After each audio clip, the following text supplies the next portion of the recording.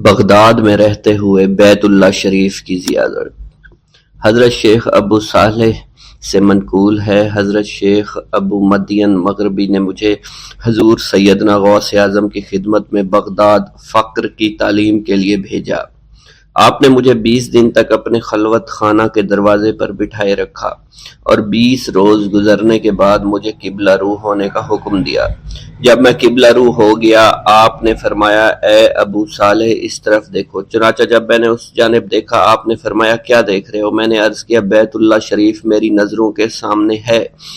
آپ نے مجھے حکم دیا کہ اب مغرب کی سمت دیکھو۔ میں نے اپنا چہرہ مغرب کی جانب کیا تو آپ نے دریافت فرمایا، کیا دیکھ رہے ہو؟ میں نے عرض کیا، میں اپنے مرشد پاک حضرت ابو مدین کو دیکھ رہا ہوں۔ ایک مرتبہ سنان نامی عیسائی پادری نے غوث اعظم کی محفل میں حاضر ہو کر سلام عرض کیا اور حاضرین میں کھڑے ہو کر بیان دیا کہ میں یمن کا رہنے والا ہوں۔ میں نے ارادہ کیا میں اسلام قبول کروں۔ اسی دوران میرے دل پہ یہ خیال پیدا ہوا کہ میں اس دور کی سب سے بڑی شخصیت کے دست مبارک پر کلمہ پڑھوں۔ اس سوچ کے دوران مجھے نیند آ گئی۔ خواب میں مجھے حضرت سیدنا عیسیٰ علیہ السلام کی زیارت نصیب ہوئی۔ آپ نے مجھ سے ارشاد فرمایا کہ تم بغداد شریف چلے جاؤ اور شیخ عبد القادر جیلانی کے دست حق پر اسلام قبول کرو، کیونکہ اس وقت وہ روئے زمین پر تمام لوگوں میں افضل و اعلیٰ ہیں۔ حضرت شیخ عمر الکیمانی رحمۃ اللہ علیہ سے منقول ہے، ایک مرتبہ حضرت سیدنا غوث اعظم کی خدمت میں 13 لوگ دائرہ اسلام میں داخل ہونے کے لیے حاضر ہوئے۔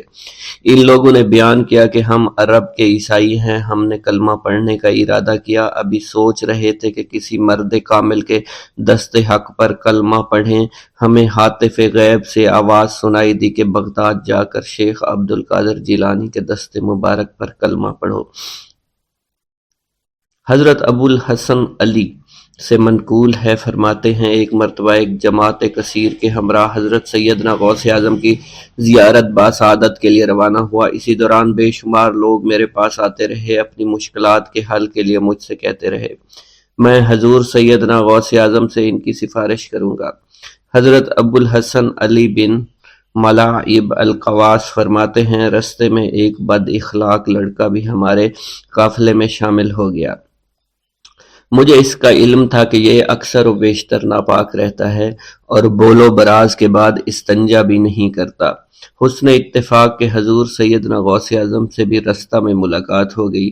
حضرت ابو الحسن علی فرماتے ہیں، میں نے حضور سیدنا غوث اعظم کی خدمت میں لوگوں کے پیغامات پہنچائے اور پھر مجھ سمیت میرے ساتھ تمام موجودہ لوگوں نے آپ کے ہاتھ مبارک کو ازراہ عقیدت چومنا شروع کر دیا۔ وہ فرماتے ہیں، جب اس بد اخلاق لڑکے نے حضور سیدنا غوث اعظم رحمۃ اللہ علیہ کا ہاتھ مبارک چوما تو بے ہوش ہو کر زمین پر گر پڑا۔ جب اس کو ہوش آیا تو اس کے چہرہ پر داڑھی نمودار ہو چکی تھی اور اس نے آپ کے دست حق پر توبہ کی، پھر اس کا شمار نیکوں میں ہوا۔ حضرت شیخ زین الدین فرماتے ہیں، میں نے حضور سیدنا غوث اعظم سے علم حاصل کیا۔ اللہ عز و جل نے مجھے 1 سال میں اتنا علم دیا کہ دوسروں کو وہ علم 20 سال میں بھی نصیب نہ ہوا ہوگا۔ میں نے آپ سے مصر جانے کی اجازت طلب کی تو آپ نے فرمایا، دمشق پہنچ کر غازیوں کو مصر میں داخل ہونے کے لیے تیار پائے گا تاکہ اس پر قابض ہو جائیں، مگر ان سے کہنا وہ ہرگز کامیاب نہیں ہوں گے، ہاں دوسری مرتبہ وہ ضرور کامیاب ہوں گے۔ حضرت شیخ زین الدین فرماتے ہیں، جب میں دمشق پہنچا میں نے وہی حال پایا۔ آپ نے بیان فرمایا، میں نے ان سے کہا تو وہ نہ رکے۔ جب میں مصر پہنچا میں نے خلیفہ کو ان کو مقابلے کے لیے تیار کیا۔ میں نے خلیفہ سے کہا، گھبراؤ نہیں، تم کامیاب ہو جاؤ گے۔ جب غازی مصر پہنچے تو ان کو شکست ہوئی۔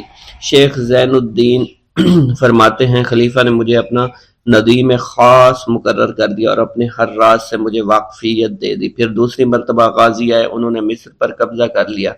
مجھے حضور سیدنا غوث اعظم کے قول کے مطابق ہر ایک سے 1.5 لاکھ دینار ملے۔ مجھے مصر میں ہر خاص و عام میں مقبولیت حاصل ہو چکی تھی اور بے شمار لوگ میرے واعظ سے مستفیض ہونے لگے تھے۔ حضرت سیدنا غوث اعظم شیخ عبد القادر جیلانی کی خدمت میں ایک عورت حاضر ہوئی۔ آپ سے دعا کی درخواست کی کہ اس کے ہاں اولاد ہو آپ نے مراقبہ میں جا کر لوح محفوظ کا مشاہدہ کیا تو وہاں لکھا تھا اس عورت کی قسمت میں اولاد نہیں ہے۔ آپ نے اللہ کے حضور اس کے لیے دعا فرمائی۔ غیب سے ندا آئی اس کے ہاں اولاد نہیں، آپ اس کے حق میں دعا جاری رکھیں یہاں تک کہ غیب سے آپ کو ندا آئی کہ ہم نے آپ کی دعا کی بدولت اس کو 7 لڑکے عطا فرمائے۔ چنانچہ اس عورت کے ہاں یکے بعد دیگرے 7 لڑکوں کی دعا کی پیدائش ہوئی۔ حضرت شیخ ابو الخیر منقول ہے، فرماتے ہیں میں شیخ ابو حسن اور شیخ خلیل بن احمد اور شیخ ابو عبداللہ کی خدمت میں حاضر تھے۔ آپ نے فرمایا تم سب اپنی اپنی حاجات بیان کرو، میں انشاءاللہ تمہاری حاجات پوری کروں گا۔ شیخ ابو سعود نے کہا کہ میں ترک دنیا اختیار کرنا چاہتا ہوں۔ شیخ ابو قائد نے کہا میں مجاہدے کی قوت چاہتا ہوں۔ شیخ ابوالزاد نے کہا کہ میں خوف الہی چاہتا ہوں۔ شیخ فارسی نے کہا اللہ کے ساتھ میرا ایک حال ہے جسے میں کھو بیٹھا میں چاہتا ہوں کہ میرا وہ حال لوٹ آئے۔ شیخ جمیل نے کہا میں حفظ وقت چاہتا ہوں۔ شیخ عمر نے کہا کہ میں علم کی زیادتی چاہتا ہوں۔ حضرت شیخ ابو الخیر محفوظ فرماتے ہیں حضور سیدنا غوث اعظم نے فرمایا انشاءاللہ تم سب کی حاجات جلدی پوری ہوں گی۔ چنانچہ آپ کا قول پورا ہوا اور تمام لوگوں کی حاجات پوری ہوئیں ماں سوائے شیخ خلیل کے، کیونکہ حضرت شیخ خلیل نے قطبیت مانگی تھی جس کا ابھی وقت نہیں آیا تھا۔ حضرت ابو سعود فرماتے ہیں حضرت شیخ حماد دباس کی خدمت میں حاضر ہو کر عرض کیا حضور میں ملک شام کی جانب مال تجارت لے کر جانا چاہتا ہوں اور میرا یہ قافلہ تیار ہے، میرے پاس 700 دینار کا مال ہے۔ حضرت شیخ حماد دباس نے فرمایا اگر تم اس سال سفر کرو گے تو تم سفر میں ہی قتل کر دیے جاؤ گے اور تمہارا تمام مال و اسباب لوٹ لیا جائے گا۔ حضرت حماد باس کی بات سن کر وہ تاجر حضور سیدنا غوث اعظم کی خدمت میں حاضر ہوا اور حضرت حماد باس کی بات بیان کر دی۔ آپ نے فرمایا کہ تم سفر پر جاؤ میں تمہارا ضامن ہوں۔ آپ کا فرمان سن کر وہ سامان تجارت لے کر شام پہنچا۔ اپنا تمام مال فروخت کرنے کے بعد وہ تاجر اپنے کسی کام سے حلب گیا، وہاں ایک مقام پر اس نے 1000 دینار رکھ دیا اور حلب میں اپنی قیام گاہ پر واپس آ گیا۔ اس نے خواب میں دیکھا عرب بتوؤں نے ایک قافلہ لوٹا ہے، قافلہ کے کئی آدمیوں کو قتل کیا ہے جس میں وہ شامل ہے۔ اس کے بعد وہ بیدار ہوا، گھبرا کر اس جگہ پہنچا جہاں اس نے 1000 دینار رکھے تھے۔ اس کے دینار وہیں پر رکھے اس کو مل گئے۔ دینار لے کر واپس قیام گاہ پہنچا، بغداد شریف واپس جانے کی تیاری شروع کر دی۔ جب وہ تاجر بغداد شریف واپس پہنچا تو پہلے حضرت حماد باس کی خدمت میں حاضر ہوا تو آپ نے فرمایا کہ تم پہلے حضور سیدنا غوث اعظم کی خدمت میں حاضر ہوا، کیونکہ وہ محبوب سبحانی ہیں، انہوں نے اللہ کے حضور تمہارے لیے 70 مرتبہ دعا مانگی یہاں تک کہ تمہاری حقیقت کو خواب میں بدل دیا گیا۔ وہ تاجر آپ کی خدمت میں حاضر ہوا اور آپ نے حضرت حماد باس کی بات کی تصدیق کی۔ حضرت شیخ ابراہیم قندوزی کی آمد۔ ایک دن حضرت خواجہ معین الدین چشتی حسب معمول درختوں کو پانی دے رہے تھے۔ حضرت شیخ ابراہیم قندوزی گھومتے پھرتے اسی باغ کی طرف آن نکلے۔ حضرت شیخ ابراہیم قندوزی اسی آبادی میں رہا کرتے تھے جہاں آپ مقیم تھے، اور وہ اللہ عز و جل کے عشق میں اس قدر ڈوبے ہوئے تھے کہ ان پر عشق حقیقی کی وجہ سے اکثر خود فراموشی کی حالت طاری رہتی تھی۔ آبادی کے بچے اور بوڑھے انہیں مجذوب کہا کرتے تھے اور قدر کی نگاہ سے دیکھا کرتے تھے۔ جس وقت آپ کی نظر حضرت شیخ ابراہیم قندوزی پر پڑی تو سب کام چھوڑ کر آپ ان کی جانب متوجہ ہو گئے۔ آگے بڑھ کر خوش آمدید کہا اور دست مبارک کو بوسہ دیا، پھر نہایت عزت اور احترام کے ساتھ ایک سایہ دار درخت کے نیچے بٹھایا۔ ان دنوں انگوروں کا موسم تھا، کچھ پکے ہوئے خوشے بیلوں سے اتار کر آپ کی خدمت میں پیش کیے اور خود باادب ہو کر دو زانوں بیٹھ گئے۔ حضرت شیخ ابراہیم قندوزی کو حضرت خواجہ معین الدین چشتی کی مہمان نوازی کا انداز بہت پسند آیا۔ آپ کا یہ ادب بہت بھلا محسوس ہوا۔ حضرت شیخ ابراہیم قندوزی پہچان گئے کہ یہ بچہ نہایت ہونہار اور راہ حق کا متلاشی ہے۔ حضرت شیخ ابراہیم قندوزی نے اپنی جیب سے ایک کھلی کا ٹکڑا نکالا، دندان مبارک سے چبا کر خواجہ معین الدین چشتی کے دہنے مبارک میں ڈال دیا۔ وہ کھلی کا ٹکڑا شباب معرفت کا جام تھا جسے پیتے ہی آپ پر خودی کی کیفیت طاری ہو گئی۔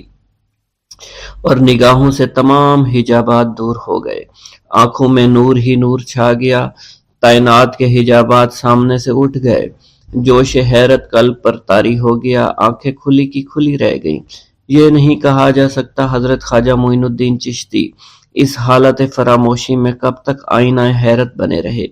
جب آپ کو ہوش آیا تو ساقی جام معرفت محفل سے اٹھ چکا تھا، دل قابو سے باہر ہو گیا، طبیعت پر جبر کر کے دامن صبر قرار تھام کر کے بیٹھ گئے۔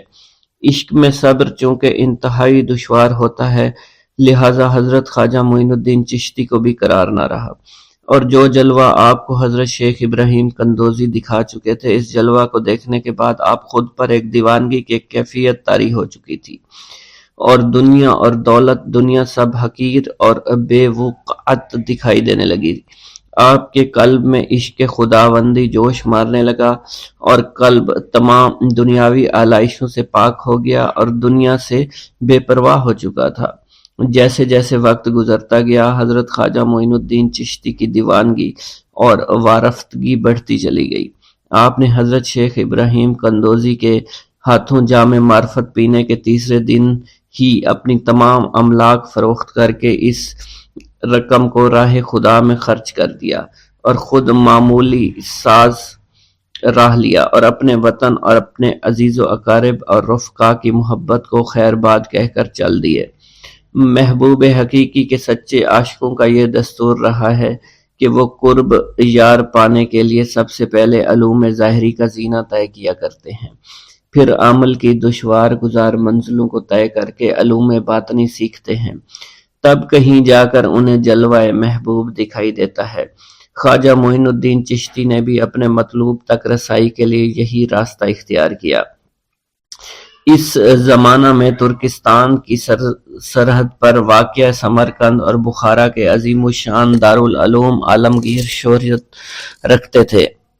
مشرق و مغرب کے ہزاروں طلبہ ہر سال علم کی دولت سے مالا مال ہونے کے لیے ان دارالعلوم کا رخ کیا کرتے تھے۔ حضرت خواجہ معین الدین چشتی نے تحصیل علوم و فنون کے لیے سمرقند بخارا کا انتخاب کیا۔ بخارا پہنچ کر آپ علم حاصل کرنے میں مشغول ہو چکے تھے۔ اگرچہ حضرت خواجہ معین الدین چشتی کی صغیر سنی کی تعلیم کے متعلق کسی سوانح نگار نے قلم کو جنبش نہیں دی کہ والدین نے آپ کو گھر میں ابتدائی تعلیم دی تھی، مگر سادات خراسان کے مقتدر خاندانوں سے تعلق اور عارف و کامل صاحب فضل و کمال باپ کی گود میں پرورش پانے والے حضرت خواجہ معین الدین چشتی بھلا کیوں کر ان پڑھ رہ سکتے تھے۔ حالات و واقعات کے سیاق و سباق میں غور کرنے سے معلوم ہوتا ہے کہ آپ نے اگرچہ زیادہ تعلیم تو نہیں، کم از کم قرآن مجید کی تعلیم اور علوم مروجہ کی ابتدائی کتابیں ضرور پڑھی ہوں گی، اور یہ بات بھی بعد از قیاس نہیں کہ قرآن مجید کے کچھ سپارے بھی حفظ کیے ہوں۔ بہرحال بخارا پہنچنے سے پہلے آپ نوشت خواندند سے واقف ضرور تھے۔ حضرت خواجہ معین الدین چشتی بخارا کے تمام علماء فضلاء کے حلقہ درس میں شریک ہوئے۔ تذکروں اور سوانح عمری کے مطالعہ سے یہ پتہ نہیں چلتا ہے کہ آپ نے کن کن اساتذہ کے سامنے زانوئے تلمند طے کیا، مگر آپ کے اساتذہ میں حضرت مولانا حسام الدین بخاری خصوصیت کے ساتھ قابل ذکر ہیں، جنہوں نے آپ کو دستار فضیلت عطا فرمائی۔ حضرت مولانا حسام الدین بخاری کی دستگاہ سے آپ نے علوم ظاہری کی تکمیل فرمائی۔ 23 سے 24 برس کی عمر میں علوم ظاہری کی تکمیل کے بعد صفائی قلب اور تزکیہ نفس کا ضروری سامان حضرت خواجہ معین الدین چشتی کو باہم پہنچ گیا تھا، مگر قلب جس تسکین کا متلاشی تھا وہ نصیب نہ ہوئی، اور جس محبوب کو جی بھر کر دیکھنے کی آرزویں دل میں چوٹکیاں لے رہی تھی، اس تک ابھی رسائی نہیں ہوئی تھی۔ عشق اور مشق چھپائے نہیں چھپتا، عشق کی آگ حضرت خواجہ معین الدین چشتی کے تن اور من کو جلا رہی تھی۔ تعلیم کی ہوا نے اس آگ کے شعلوں کو اور بھی تیز کر دیا، محبت کا ذوق بڑھ رہا تھا، عشق کے جذبات بھڑک رہے تھے۔ بالآخر جب بے قراری جنون کی حد کو پہنچی، آپ جانب عراق روانہ ہوئے۔ قصبہ سبحان پہنچ کر حضرت شیخ نجم الدین کبرا سے ملاقات ہوئی، اور 15 دن آپ نے حضرت شیخ نجم الدین کبرا کے ہاں قیام فرمایا۔ سبحان سے روانہ ہو کر سنجان سے روانہ ہو کر حضرت خواجہ معین الدین چشتی بغداد شریف روانہ ہو گئے۔ ان دنوں حضور سیدنا غوث اعظم قصبہ جبل میں تشریف فرما تھے۔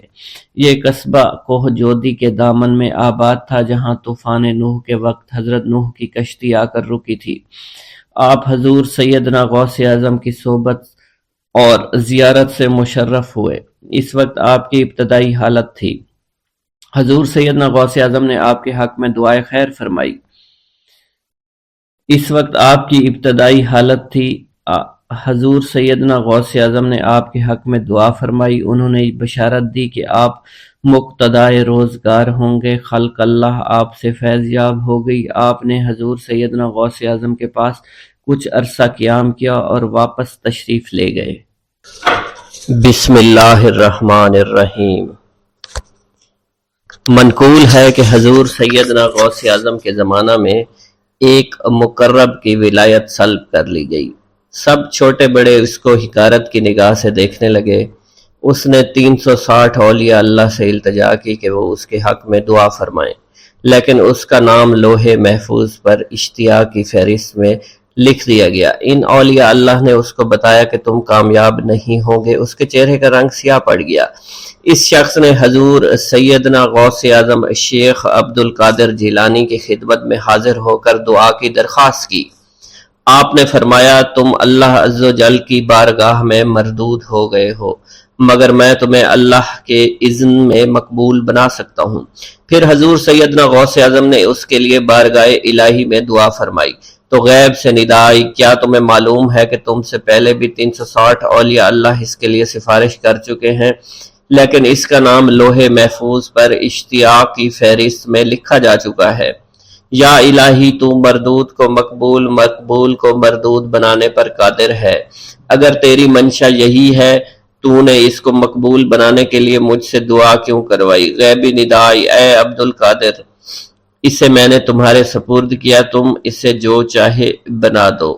چنانچہ آپ کی دعا سے وہ پھر سے بارگاہ الہی میں مقبول ہو گیا۔ حضرت شیخ ابو صالح سے منقول ہے، حضرت شیخ ابو مدین مغربی نے مجھے حضور سیدنا غوث اعظم شیخ عبد القادر جیلانی کی خدمت میں بغداد فقر کی تعلیم کے لیے بھیجا۔ آپ نے مجھے 20 دن تک اپنے خلوت خانہ کے دروازہ پر بٹھائے رکھا اور 20 روز گزرنے کے بعد مجھے قبلہ رو ہونے کا حکم دیا گیا۔ جب میں قبلہ رو ہو گیا، آپ نے فرمایا اے ابو صالح اس طرف دیکھو۔ چنانچہ میں نے اس جانب دیکھا تو آپ نے فرمایا کیا دیکھ رہے ہو؟ میں نے عرض کیا بیت اللہ شریف میری نگاہوں کے سامنے ہے۔ آپ نے مجھے حکم دیا کہ اب مغرب کی سمت دیکھو۔ میں نے اپنا چہرہ مغرب کی جانب کیا تو آپ نے فرمایا کہ اب کیا دیکھ رہے ہو؟ میں نے عرض کیا کہ میں اپنے مرشد پاک حضرت ابو مدین کو دیکھ رہا ہوں۔ ایک مرتبہ سنان نامی عیسائی پادری نے حضور سیدنا غوث اعظم کی محفل میں حاضر ہو کر سلام عرض کیا۔ حاضرین کھڑے ہو کر بیان دیا کہ میں یمن کا رہنے والا ہوں۔ میں نے ارادہ کیا کہ میں اسلام قبول کروں گا۔ اسی دوران میرے دل میں خیال پیدا ہوا میں اس دور کی سب سے بہترین شخصیت کے دست مبارک پر کلمہ پڑھوں۔ اسی سوچ کے دوران مجھے نیند آ گئی۔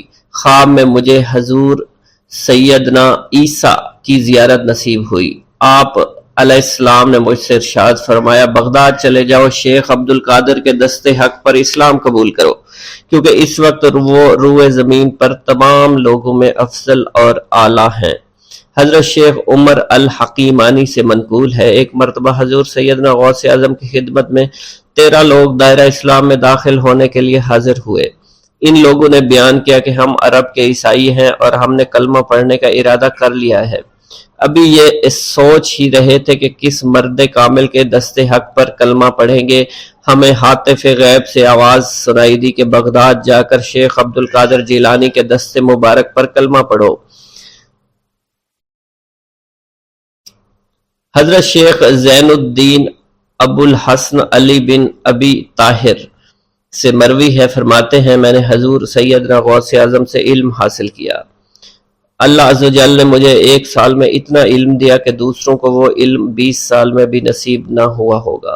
میں نے آپ سے مصر جانے کی اجازت طلب کی۔ آپ نے فرمایا تو دمشق پہنچ کر غازیوں کو مصر میں داخل ہونے کے لیے تیار پائے گا تاکہ اس پر قبضہ ہو جائے، مگر ان سے کہنا کہ وہ ہرگز کامیاب نہ ہوں گے۔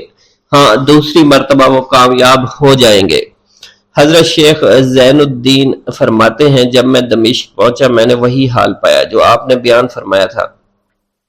میں نے ان سے کہا تو وہیں نہ رکے۔ جب میں مصر پہنچا تو میں نے خلیفہ کو ان کو مقابلے کے لیے تیار پایا۔ میں نے خلیفہ سے کہا گھبراؤ نہیں، کامیاب ہو جاؤ گے۔ وہ فرماتے ہیں خلیفہ نے مجھے اپنا ندیم خاص مقرر فرمایا اور اپنے ہر راز سے مجھے واقفیت دے دی۔ پھر دوسری مرتبہ غازی آئے، انہوں نے مصر پر قبضہ کر لیا۔ مجھے حضور سیدنا غوث کے قول کے مطابق ہر ایک سے 1.5 لاکھ دینار ملے۔ مجھے مصر میں ہر خاص و عام میں مقبولیت حاصل ہوئی اور بے شمار لوگ میرے واس سے مستفید ہونے لگے۔ حضرت شیخ ابو الخیر سے منقول ہے، فرماتے ہیں میں شیخ ابو محمد حسن، شیخ ابو قاسم، شیخ ابو حفظ کی خدمت میں حاضر ہوئے۔ آپ نے فرمایا تم سب اپنی اپنی حاجات بیان کرو، میں انشاءاللہ تمہاری حاجات پوری کروں گا۔ شیخ ابو سعید نے کہا کہ میں ترک دنیا اختیار کرنا چاہتا ہوں۔ شیخ ابن قائد وانی نے کہا کہ مجھے مجاہدے کی قوت عطا کر دیجئے۔ شیخ بزاز نے کہا خوف الہی چاہتا ہوں۔ شیخ فارسی نے کہا اللہ کے ساتھ میرا ایک حال ہے جسے میں کھو بیٹھا ہوں، چاہتا ہوں میرا وہ حال لوٹ آئے۔ شیخ جمیل نے کہا میں حفظ کرنا چاہتا ہوں۔ شیخ عمر نے کہا میں علم کی زیادتی چاہتا ہوں۔ شیخ خلیل نے کہا میں چاہتا ہوں مجھے موت نہ آئے، یہاں تک کہ مجھے مقام قطبیت پر فائز کیا جائے۔ شیخ ابو البرکات نے کہا کہ میں محبت الہی میں استغراق چاہتا ہوں۔ شیخ ابو عبداللہ نے کہا کہ میں نائب وزیر بننا چاہتا ہوں۔ شیخ ابو مفتوح نے کہا کہ میں خلیفہ کے گھر کا استاد بننا چاہتا ہوں۔ حضرت شیخ ابو الخیر فرماتے ہیں حضور سیدنا غوث اعظم نے فرمایا انشاءاللہ تم سب کی حاجات جلد پوری ہوں گی۔ چنانچہ آپ کا قول پورا ہوا اور تمام لوگوں کی حاجات پوری ہوئیں ماں سوائے شیخ خلیل کے، کیونکہ حضرت شیخ خلیل نے قطبیت مانگی تھی جس کا وقت ابھی نہیں آیا تھا۔ حضرت ابو السعد عبداللہ سے مروی ہے کہ میری کنواری بیٹی فاطمہ گھر کی چھت پر چڑھی تو اسے کوئی چیز اٹھا کر لے گئی۔ اس وقت میری بیٹی کی عمر 16 برس تھی۔ میں حضور سیدنا غوث اعظم شیخ عبد القادر جیلانی کی خدمت میں حاضر ہوا اور سارا ماجرا ان کے گوش گزار کر دیا۔ آپ نے فرمایا تم آج رات کو کرخ کے ویرانے میں جاؤ اور تل خمس 5واں ٹیلا کے پاس جا کر بیٹھ جاؤ اور اپنے ارد گرد دائرہ کھینچ لو۔ دائرہ کھینچتے وقت بسم اللہ علی نیت عبد القادر کے الفاظ پڑھنا۔ جب رات بڑھے گی جنوں کے گروہ مختلف شکلوں میں تیرے نزدیک سے گزریں گے، تم انہیں دیکھ کر خوف زدہ مت ہونا۔ جب صبح ہو جائے گی تو جنوں کا بادشاہ جماعت کے ہمراہ گزرے گا، وہ تجھ سے تیری حاجت پوچھے گا، تو اسے بتانا عبد القادر نے بھیجا ہے اور میری حاجت یہ ہے۔ ابو سعید فرماتے ہیں میں نے حکم کی تعمیل کی، آپ کے فرمان کے مطابق ڈراؤنی شکلوں والے لوگ گزرے مگر دائرہ کے نزدیک کوئی نہ آ سکا، یہاں تک کہ صبح جنوں کا بادشاہ گھوڑے پر سوار ہو کر آیا۔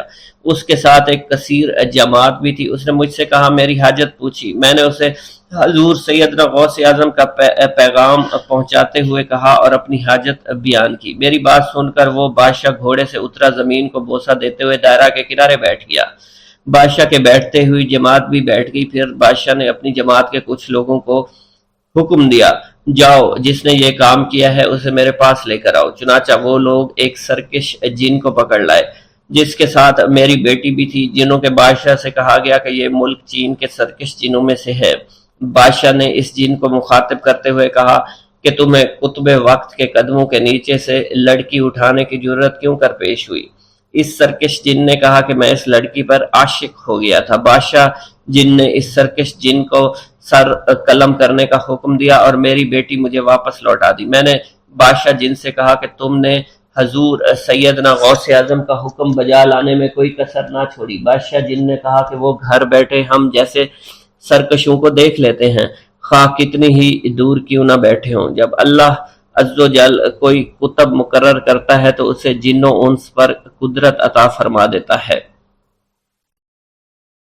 تفریح الخاطر میں منقول ہے حضور سیدنا غوث اعظم کے وصال کے بعد ایک شخص جو کہ عرصہ دراز سے مرشد کامل کی تلاش میں تھا اور وہ آپ کا شورا سننے کے بعد آپ کی خدمت میں بغداد شریف پہنچا۔ جب اس شخص کو معلوم ہوا کہ آپ وصال فرما گئے ہیں تو وہ آپ کی قبر مبارک پر حاضر ہوا اور آداب زیارت بجا لایا۔ آپ اپنی قبر مبارک سے باہر تشریف لائے، اس کا ہاتھ پکڑ کر اسے سلسلہ عالیہ قادریہ میں بیعت فرما دیا اور اس کی جانب خصوصی توجہ فرمائی۔ حضرت ابو بکر ارکیمی فرماتے ہیں، میں ابتدائی عمر میں شتر بانی کا کام کیا کرتا تھا۔ ایک مرتبہ مجھے ایک شخص کے ساتھ حج کرنے کا اتفاق ہوا۔ اس شخص کو یہ خطرہ لاحق ہوا کہ وہ عنقریب مر جائے گا۔ اس نے مجھے ایک چادر اور 10 دینار دیے اور فرمایا، یہ میری امانت تم بغداد شریف واپس جا کر حضور سیدنا غوث اعظم شیخ عبد القادر جیلانی رحمۃ اللہ علیہ کی خدمت میں پیش کر دینا۔ حضرت ابو بکر الکیمی فرماتے ہیں کہ میں اس وصیت کے کچھ دنوں بعد اس شخص کا انتقال ہو گیا۔ میں جب بغداد شریف تشریف لایا تو لالچ میں پھنس گیا۔ میرے دل میں خیال آیا ان چیزوں کے متعلق کسی کو کچھ علم نہیں ہے، چنانچہ میں نے وہ چادر اور 10 دینار اپنے پاس رکھ لیے۔ ایک دن میں بازار سے گزر رہا تھا، میری ملاقات حضور سیدنا غوث اعظم سے ہوئی۔ میں نے آپ کو سلام کیا، آپ نے میرا ہاتھ پکڑ کر فرمایا، تم نے 10 دیناروں کے لیے بھی اللہ کا خوف نہیں کیا، میری امانت اپنے پاس رکھ لی اور میرے پاس اپنی آمد و رفت بھی ختم کر لی۔ حضرت ابو بکر ارکیمی فرماتے ہیں کہ حضور سیدنا غوث اعظم کی بات سن کر مجھ پر غشی طاری ہو گئی، اور جب مجھے ہوش آیا میں نے وہ چادر اور 10 دینار لا کر آپ کی خدمت میں پیش کیے اور معافی کا خواستگار ہوا۔ واللہ عالم۔ میرا یہ قدم تمام اولیاء کرام کی گردن پر ہے۔ ایک مرتبہ محلہ حلبہ میں اپنے مہمان خانے میں واز فرماتے ہوئے حضور سیدنا غوث اعظم پر اچانک حالت کشف طاری ہوئی۔ آپ رحمت اللہ علیہ نے فرمایا، میرا یہ قدم ہر ولی اللہ کی گردن پر ہے۔ یہ ارشاد سن کر تمام اولیاء اللہ نے اپنی گردنیں جھکا دیں۔ صلحائے امت نے اس کی توضیح فرمائی ہے کہ آپ رحمت اللہ علیہ کے عہد مبارک اور بعد میں قیامت تک آپ کی عطا کے بغیر ولی اللہ ولایت کے درجے پر فائز نہیں ہو سکتا۔ سلطان الہند حضرت خواجہ معین الدین چشتی المعروف خواجہ غریب نواز اس وقت خراسان کے پہاڑوں پر مجاہدات میں مشغول تھے۔ انہوں نے بھی حضور سیدنا غوث اعظم کا ارشاد گرامی سن کر اپنی گردن جھکا دی اور یوں عرض گزار ہوئے، آپ کے قدمین شریفین میرے سر اور میرے آنکھوں پر ہیں۔ حضور سیدنا غوث اعظم فرماتے ہیں کہ میں 10 برس کی عمر میں اپنے شہر کے مکتب میں حصول علم کے لیے جایا کرتا تھا۔ اس وقت میرے ساتھ ملائکہ بھی ہوتے تھے جو میرے آگے پیچھے میری حفاظت کے لیے چلتے تھے۔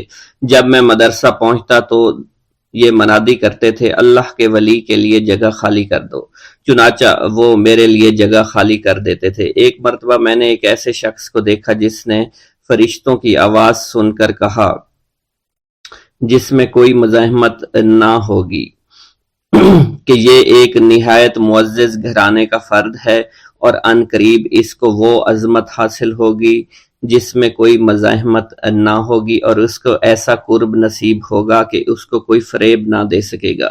پھر 40 برس بعد میں نے اس شخص کو پہچانا، وہ شخص ابدالوں میں سے تھا۔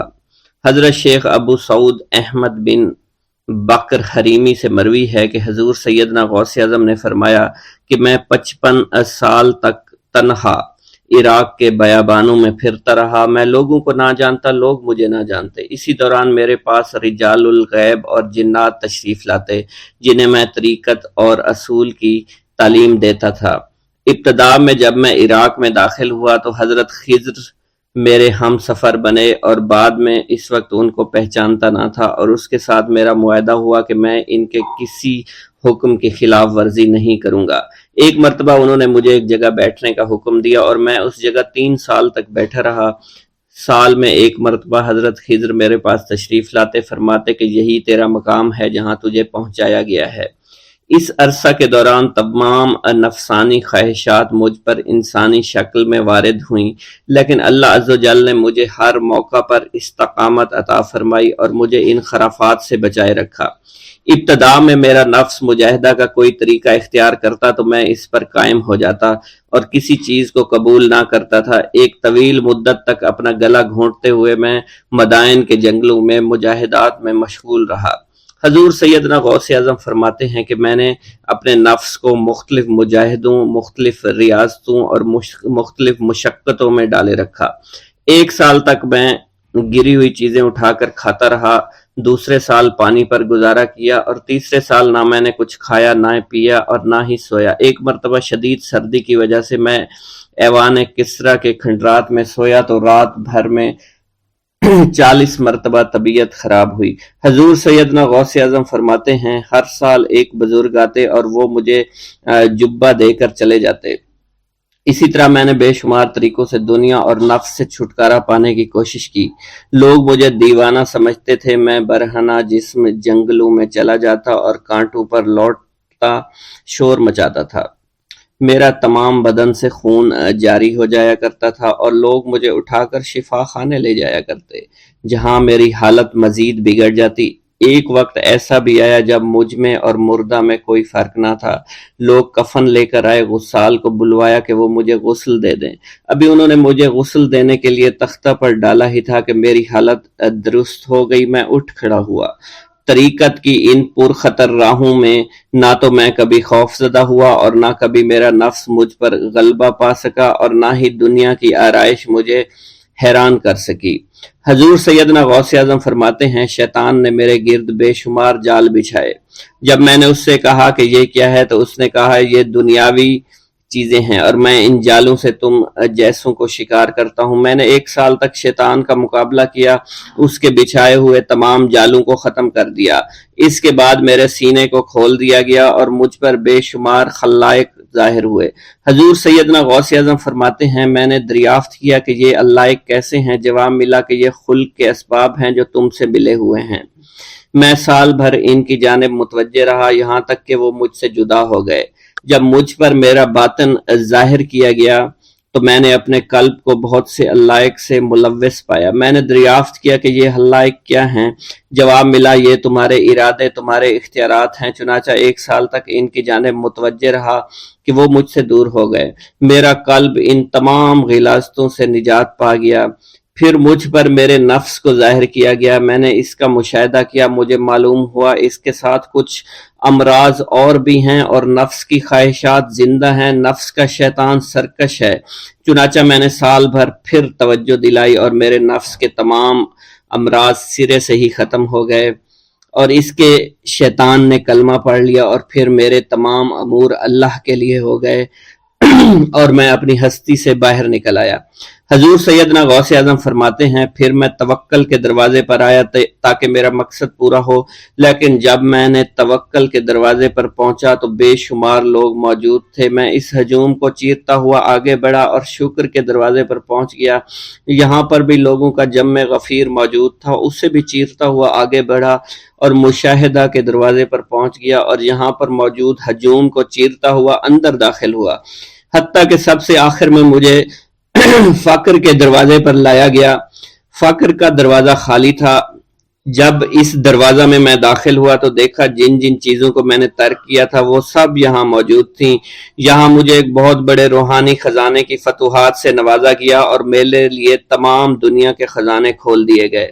مجھے روحانی عزت، دائمی فنا اور خالص آزادی عطا فرمائی گئی۔ میری تمام چیزیں جو میری ہستی اور میری صفات سب معدوم ہو گئیں اور میری ہستی کی جگہ کسی اور نے لے لی۔ حضرت شیخ ابو سعید مخزومی نے حضور سیدنا غوث اعظم کو خرقہ خلافت سے نوازا اور فرمایا اے عبد القادر، یہ وہ خرقہ ہے جو حضور نبی کریم صلی اللہ علیہ وسلم نے حضرت سیدنا علی المرتضیٰ کو عطا فرمایا، اور حضرت سیدنا علی المرتضیٰ نے یہ خرقہ حضرت خواجہ حسن بصری کو عطا فرمایا تھا، جس سے ہوتا ہوا یہ خرقہ مجھ تک پہنچا، اور یہ تمہاری امانت تھی جو میں نے تم تک آج پہنچا دی ہے۔ حضور سیدنا غوث اعظم نے جب خرقہ مبارک کو زیب تن کیا تو آپ پر بے شمار انوار و تجلیات کی بارش ہونا شروع ہو گئی۔ حضور سیدنا غوث اعظم نے حضرت شیخ ابو سعید مخزومی کے مدرسہ میں تدریسی فرائض سر انجام دینا شروع کر دیے۔ آپ کے لیے فی الحال تدریسی مصروفیات کے علاوہ کوئی کام نہ تھا۔ آپ کی شبانہ روز کی محنت سے آپ کے نام کا شعرہ کچھ ہی دنوں میں سارے بغداد میں پھیل گیا۔ طلبہ دور دراز کے علاقوں سے علم کے حصول کے لیے آنے لگے۔ طلبہ کی تعداد جب مزید بڑھنا شروع ہو گئی تو ارد گرد کے کئی مکانات کو خرید کر مدرسہ میں داخل کر لیا گیا۔ کتب سیر میں منقول ہے کہ 528 ہجری میں آپ مدرسہ نظامیہ کی وسیع عمارت تعمیر فرما چکے تھے۔ اس مدرسہ کی تعمیر میں آپ نے بحیثیت مزدور بھی حصہ لیا تھا۔ حضرت شیخ ابو الخشاب سے مروی ہے کہ میں جوانی میں جب علم نحو پڑھ رہا تھا تو لوگوں نے مجھے حضور سیدنا غوث اعظم کے پاس جانے کا مشورہ دیا، اور اس کی وجہ سے مجھے بھی اشتیاق ہوا کہ میں آپ کا واز سنوں۔ ایک مرتبہ کچھ لوگوں کے ہمراہ آپ کی مجلس میں دوستوں کے ہمراہ حاضر ہوا۔ آپ نے میری جانب توجہ کرتے ہوئے فرمایا، ہماری صحبت اختیار کر لو۔ چنانچہ میں نے آپ کے فرمان کے مطابق آپ کی صحبت کو اختیار کر لیا۔ آپ نے مجھے علم نحو کے علاوہ علوم عقلیہ اور تقلد حاصل کیے جس سے مجھے کوئی واقفیت پہلے نہیں تھی۔ 1 سال کے عرصہ میں آپ کی نظر کرم سے میں نے وہ علوم حاصل کر لیے جو گزشتہ اتنی عمر گزارنے کے باوجود بھی مجھے حاصل نہیں ہوئے تھے۔ منقول ہے حضرت شیخ بقا بن بطو، شیخ علی بن ہیتی اور شیخ کیلوی جب حضور سیدنا غوث اعظم کے مدرسہ میں آتے تو جھاڑو دیا کرتے تھے اور چھڑکاؤ کرتے تھے، لیکن آپ کی اجازت کے بغیر کبھی اندر داخل نہ ہوتے تھے۔ اجازت ملنے کے بعد آپ حضرات اندر داخل ہوتے اور اجازت ملنے پر ہی بیٹھتے تھے۔ آپ سے امان طلب کرتے اور امان مل جانے کے بعد مؤدب ہو کر بیٹھ جاتے۔ جس وقت آپ کہیں جانے کا ارادہ کرتے تو یہ حضرات سواری کے ہمراہ چلتے۔ آپ انہیں اس فعل سے منع فرمایا کرتے تھے اور کہتے تھے کہ ہمیں آپ کے ذریعے قرب الہی حاصل ہوا ہے۔ حضرت شیخ محمد قائل الادنیٰ سے مروی ہے کہ ایک مرتبہ حضور سیدنا غوث اعظم سے دریافت کیا گیا کہ آپ کی بزرگی اور عظمت کا راز کیا ہے۔ آپ نے فرمایا کہ میں کبھی جھوٹ نہیں بولتا اور کبھی کسی سے کذب بیانی نہیں کرتا۔ بسم اللہ الرحمن الرحیم۔ السلام علیکم۔ حضور سیدنا غوث اعظم فرماتے ہیں، میں 10 برس کی عمر میں اپنے شہر کے مکتب میں حصول علم کے لیے جایا کرتا تھا۔ اس وقت میرے ساتھ ملائکہ بھی ہوتے تھے جو میرے آگے پیچھے میری حفاظت کی غرض سے چلتے تھے۔ جب میں مدرسہ پہنچتا تھا تو وہ بار بار منادی کرتے تھے، اللہ کے ولی کے لیے جگہ خالی کر دو۔ چنانچہ وہ میرے لیے جگہ خالی کر دیتے تھے۔ ایک مرتبہ میں نے ایک ایسے شخص کو دیکھا جس نے فرشتوں کی آواز سن کر کہا کہ یہ نہایت معزز گھرانے کا فرد ہے اور عن قریب اس کو وہ عظمت اور بزرگی حاصل ہوگی جس میں کوئی مزاحمت نہ ہوگی۔ اس کو ایسا قرب نصیب ہوگا کہ اس کو کوئی فریب نہ دے سکے گا۔ پھر 40 برس بعد میں نے اس شخص کو پہچانا، وہ شخص ابدالوں میں سے تھا۔ حضرت شیخ ابو سعود احمد بن ابی بکر سے مروی ہے، حضور سیدنا غوث اعظم نے فرمایا، میں 25 سال تک تنہا عراق کے بیابانوں میں پھرتا رہا۔ میں لوگوں کو نہ جانتا تھا، لوگ مجھے نہیں جانتے تھے۔ اسی دوران میرے پاس رجال الغیب اور جنات تشریف لائے جنہیں میں طریقت اور رسول اللہ کی تعلیم دیا کرتا تھا۔ ابتدا میں جب میں عراق میں داخل ہوا تو حضرت خضر میرے ہم سفر تھے اور میں انہیں اس وقت سے پہچانتا نہیں تھا۔ ان کے ساتھ میرا معاہدہ ہوا کہ میں ان کے کسی حکم کی خلاف ورزی نہیں کروں گا۔ ایک مرتبہ انہوں نے مجھے ایک جگہ بیٹھنے کا حکم دیا، میں اسی جگہ 3 سال بیٹھا رہا۔ سال میں ایک مرتبہ حضرت خضر میرے پاس تشریف لاتے اور فرماتے، یہی تیرا مقام ہے جہاں تجھے پہنچایا گیا ہے۔ اس عرصہ کے دوران تمام نفسانی خواہشات مجھ پر انسانی شکل میں وارد ہوئیں، لیکن اللہ نے مجھے ہر موقع پر استقامت عطا فرمائی اور مجھے ان خرافات سے بچائے رکھا۔ ابتدا میں میرا نفس مجاہدہ کا کوئی طریقہ اختیار کرتا تو میں اس پر قائم ہو جایا کرتا تھا اور کسی چیز کو قبول نہیں کرتا تھا۔ ایک طویل مدت تک اپنا گلا گھونٹتے ہوئے میں نے مدائن کے جنگلوں میں مجاہدات میں مشغول رہا۔ حضور سیدنا غوث اعظم فرماتے ہیں، میں نے اپنے نفس کو مختلف مجاہدوں اور ریاستوں اور مشقتوں میں ڈالے رکھا۔ 1 سال تک میں گری ہوئی چیزیں اٹھا کر کھاتا رہا۔ اسی دوسرے سال میں صرف پانی پر گزارا کرتا رہا اور تیسرے سال میں نے کچھ نہ کھایا اور نہ پیا نہ ہی سویا۔ ایک مرتبہ شدید سردی کی وجہ سے میں ایوان کسریٰ کے کھنڈرات میں سویا تو رات بھر میں 40 مرتبہ احتلام ہوا۔ میں نے ہر مرتبہ دریائے دجلہ پر جا کر غسل فرمایا، پھر نیند کے خوف سے محل کے اوپر ایک ویران جگہ پر چڑھ گیا اور وہاں 2 سال تک قیام کیا، حتیٰ کہ سردی کے سوا کوئی شے کھانے کو میسر نہیں تھی۔ حضور سیدنا غوث اعظم فرماتے ہیں ہر سال ایک بزرگ آتے اور وہ مجھے اونی جبہ دے کر چلے جاتے۔ اسی طرح میں نے بے شمار طریقوں سے دنیا اور نفس سے چھٹکارا حاصل کرنے کی کوشش کی۔ لوگ مجھے دیوانہ سمجھتے تھے، میں برہنہ جسم جنگلوں میں چلا جاتا، کانٹوں پر لوٹا شور مچایا کرتا، میرے تمام بدن سے خون جاری ہو جایا کرتا۔ لوگ مجھے اٹھا کر شفا خانے لے جایا کرتے جہاں میری حالت مزید بگڑ جایا کرتی۔ ایک وقت ایسا آیا جب مجھ میں اور مردہ میں کوئی فرق نہ تھا۔ لوگ کفن لے آئے اور غسال کو بلوایا کہ وہ مجھے غسل دے۔ ابھی انہوں نے مجھے غسل دینے کے لیے ایک تختہ پر لٹایا، میری حالت درست ہو گئی، میں اٹھ کھڑا ہوا۔ طریقت کی ان پرخطر راہوں میں نہ تو میں کبھی خوف زدہ ہوا، نہ کبھی میرا نفس مجھ پر غالب پا سکا، اور نہ ہی دنیا کی آسائش مجھے حیران کر سکی۔ حضور سید غوث اعظم فرماتے ہیں شیطان نے میرے گرد بے شمار جال بچھائے۔ جب میں نے ان سے کہا یہ کیا ہے، اس نے کہا یہ دنیاوی آلائشیں ہیں اور میں ان جالوں میں سے تم لوگوں کا شکار کیا کرتا ہوں۔ میں نے 1 سال تک شیطان کا مقابلہ کیا، اس کے بچھائے ہوئے تمام جالوں کو ختم کیا۔ اس کے بعد میرے سینے کو کھول دیا گیا اور مجھ پر بے شمار خلائق ظاہر ہوئے۔ حضور سیدنا غوث اعظم فرماتے ہیں میں نے دریافت کیا کہ یہ اللہ ایک کیسے ہے؟ جواب ملا یہ خلق کے اسباب ہیں جو تم سے ملے ہوئے ہیں۔ میں سال بھر ان کی جانب متوجہ رہا یہاں تک کہ وہ مجھ سے جدا ہو گئے۔ جب مجھ پر باطن ظاہر ہوا تو میں اپنے قلب کو بہت سے علائق سے ملوث پایا۔ میں نے دریافت کیا یہ علائق کیا ہیں؟ جواب ملا یہ تمہارے ارادے، تمہارے اختیارات ہیں۔ چنانچہ 1 سال تک ان کی جانب متوجہ رہا یہاں تک کہ وہ سب علائق مجھ سے دور ہو گئے اور میرا قلب ان غلاظتوں سے نجات پا گیا۔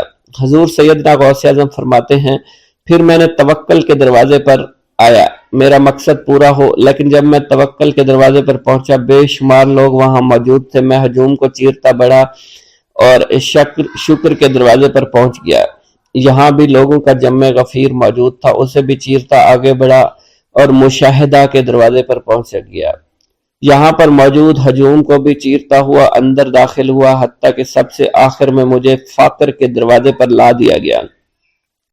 فقر کا دروازہ خالی تھا۔ جب میں اس دروازے میں داخل ہوا تو دیکھا جن جن چیزوں کو میں نے ترک کیا تھا وہ سب یہاں موجود تھی۔ یہاں مجھے ایک بہت بڑے روحانی خزانے کی فتوحات سے نوازا گیا، میرے لیے تمام دنیا کے خزانے کھول دیے گئے، مجھے روحانی عزت، دائمی غنا اور خالص آزادی عطا فرمائی گئی۔ میری تمام چیزیں جو میری ہستی اور میری صفات سب معدوم ہو گئی تھی، وہ میری ہستی کی جگہ کسی اور نے لے لی تھی۔ حضرت شیخ ابو سعید مخزومی نے حضور سیدنا غوث اعظم کو خرقہ خلافت سے نوازا اور فرمایا اے عبدالقادر یہ وہ خرقہ ہے جو حضور نبی کریم صلی اللہ علیہ وسلم نے سیدنا علی المرتضیٰ کو عطا فرمایا۔ سیدنا علی المرتضیٰ نے یہ خرقہ خواجہ حسن بصری کو عطا فرمایا، جس سے ہوتا ہوا یہ مجھ تک پہنچا، اور یہ تمہاری امانت تھی جو میں نے تم تک پہنچا دی۔ حضور سیدنا غوث اعظم نے جب خرقہ مبارک کو زیب تن کیا تو آپ پر بے شمار انوار و تجلیات کی بارش ہونا شروع ہو گئی۔